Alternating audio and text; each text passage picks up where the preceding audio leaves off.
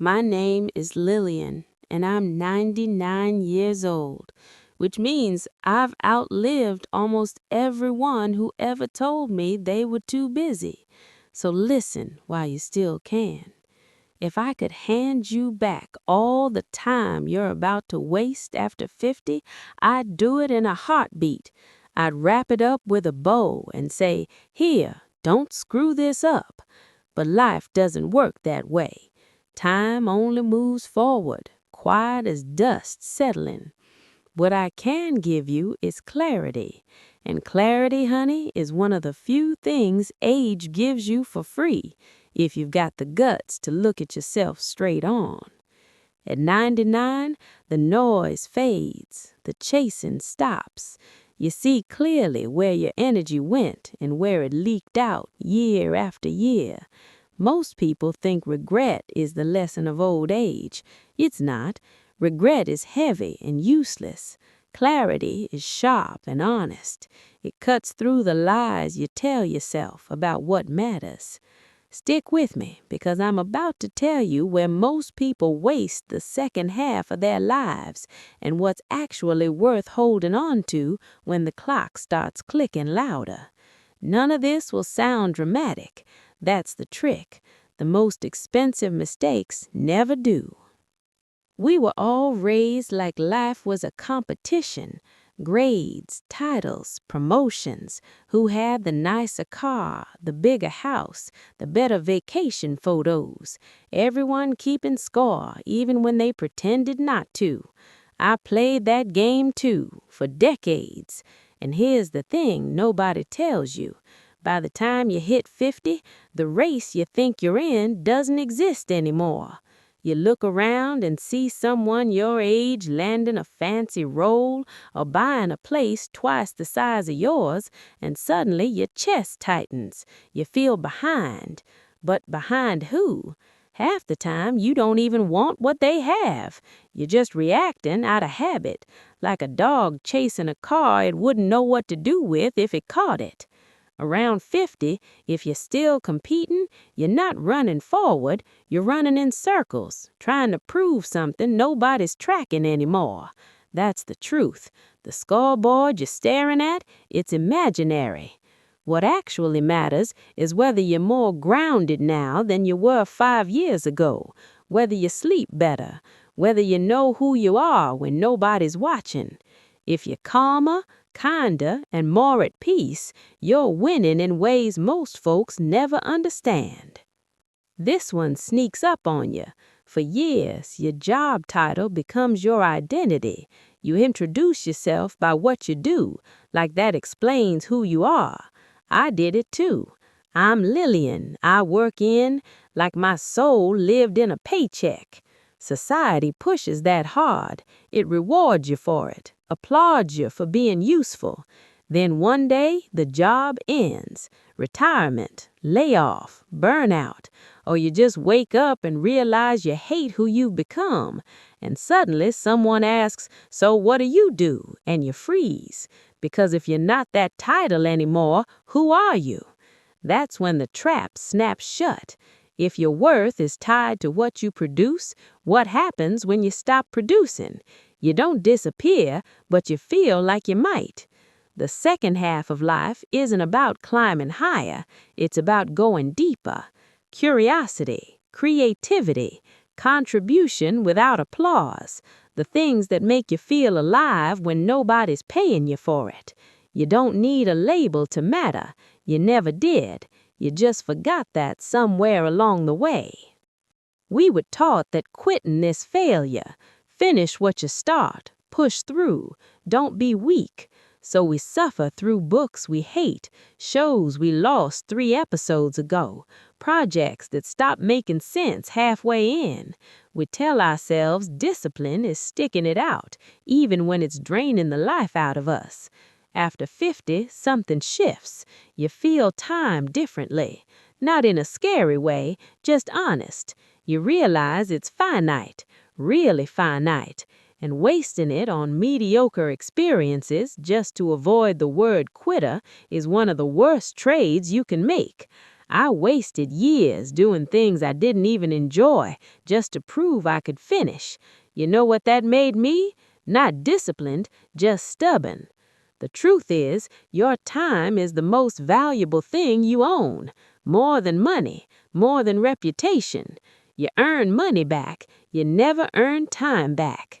Give yourself permission to stop, to walk away, to redirect your energy towards things that actually light you up or stretch you in the right ways. Life's too short to suffer out of habit. By the time you're 50, your calendar is packed with things you don't actually want to do. You just don't call it that. You call it responsibility, tradition, being polite. You say yes because you've always said yes. Family dinners you dread, committees you joined out of guilt, favors for people who never show up when you need them. I spent years doing things because I thought I was supposed to smile, supposed to attend, supposed to care. And every time I ignored that quiet voice inside me, it cost something: energy, joy, peace.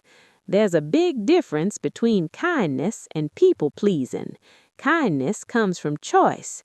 People-pleasing comes from fear. Fear of being disliked, left out, talked about. Obligation starts to rot relationships from the inside out. You give and give, then wonder why you feel resentful. After 50, you learn something painful and freeing at the same time. You don't owe your presence to anyone just because they're used to it. Real relationships feel reciprocal. When you show up, it matters. When you give, it's returned. Your energy deserves respect. Spend it where it's welcomed. There's nothing quite as exhausting as needing to be right all the time. I've watched people waste entire afternoons arguing over nothing, chasing the last word like it's a prize. Online, at dinner tables, in families. By the time you're 50, you start seeing it clearly. Most people aren't searching for truth, they're trying to win. I stopped arguing years ago, not because I didn't have opinions, but because I finally understood the cost.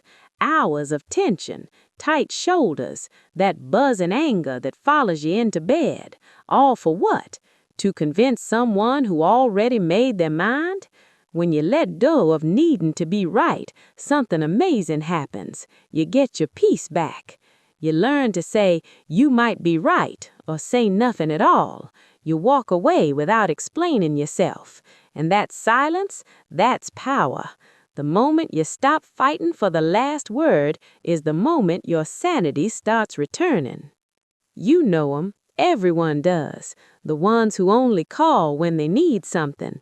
The friends who turn every conversation back to themselves. The people who leave you feeling tired, even if all you did was talk. They're not evil, they're just expensive.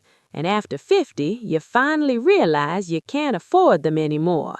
Every hour you spend with someone who drains you is an hour stolen from something that could actually nourish you. Rest, creativity, laughter, or even quiet. I used to feel guilty about pulling away. I told myself I was being selfish, but selfish would have been continuing to give what I didn't have. Protecting your energy isn't cruelty, it's survival. Invest in relationships that feel mutual, where you're seen, where your presence matters. And if that means spending more time alone, so be it. Peace is worth more than company that costs too much. This one is the hardest lesson, the one that breaks your heart before it frees you. For a long time, we believe people will eventually become who we hope they'll be. Kinder, more reliable, more honest. We wait, we explain, we give chances. They don't change. Having standards isn't the problem. Expecting respect, effort, and honesty is normal. But expecting those things from someone who's shown you again and again they can't give them, that's where the damage happens. When someone tells you who they are, believe them. Not once, repeatedly. Letting go of that fantasy hurts like hell. It feels like failure, but it's actually clarity. You stop fighting reality and start asking the only question that matters. Can I live with who this person really is? If the answer is no, distance isn't punishment, it's self-respect. Nobody talks about the quiet grief of aging, not just death, loss of versions of yourself, dreams that didn't happen, people you thought would always be there. You carry it silently because you're supposed to be grateful. I learned that grief ignored doesn't disappear, it settles into your bones. After 50, you either face it or it runs your life. I sat alone many nights, remembering the girl I used to be, the choices I made, the ones I didn't. And then one night, I forgave myself. Not dramatically, just softly. I realized I did the best I could with what I knew then. That's all any of us ever do. Grief doesn't mean you failed. It means you cared. And caring is never wasted.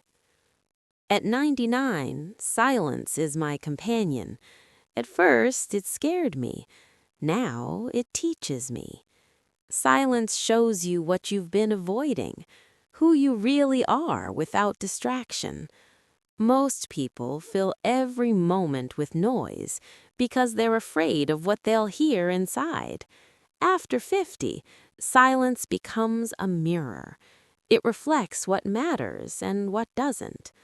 I learned to sit with myself. No phone, no TV, just memories and breath.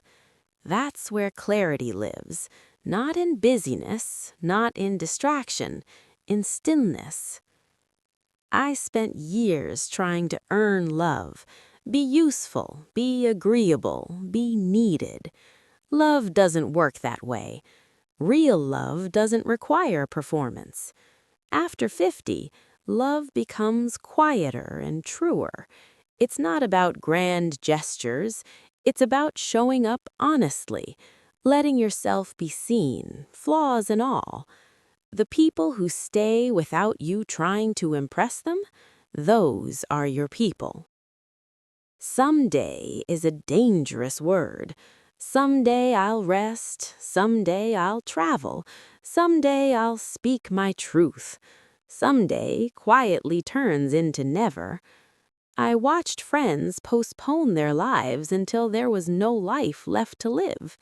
After 50, you realize someday is now or not at all. Choosing yourself feels selfish until you realize no one else can do it for you. I spent decades putting myself last. Then I learned self-abandonment isn't noble, it's tragic. When you choose yourself, you show others how to treat you. Life doesn't tie things up neatly. There are loose ends, unanswered questions. After 50, you stop chasing closure and start accepting reality. Peace isn't perfection, it's acceptance. No is a full sentence. I learned that late. Saying no saved my health, my time, my sanity. Every no made space for a better yes. When everything fades, memories remain. Not achievements, not titles, moments, laughter, love. That's the currency of old age. At 99, what matters the is noise simple. fades. Kindness, The chasing honesty, stops. time You see well clearly spent. where your energy went. Everything If I could else hand you is back all the time noise. you're about to waste after 50, I'd do it Forgiveness in a isn't heartbeat. I'd wrap reconciliation. it up with a bow and It's say, here, release. don't screw You this up. forgive My to name is free Lillian, yourself, and I'm 99 not years old, excuse which means others. I've outlived almost I everyone who let ever told me go they of were what too busy. weighed me down. So listen while you still can. Expectations, At resentments, 99, the fear. noise fades. Life feels The lighter when you chasing stop stops. carrying what You isn't see yours. clearly where your energy If went. you If I could remember hand you back all anything the I've time you're said, about to waste after remember 50, this. I'd do it in a Your heartbeat. life is I'd wrap it up with a happening bow now. and say, here, don't Don't screw this wait. up. My Don't name is waste Lillian, it. and I'm Choose 99 years clarity. old, which means I've Choose outlived almost peace. everyone who And ever told live me the they were too second busy. half of So your listen life while you like it still can. matters, because it does.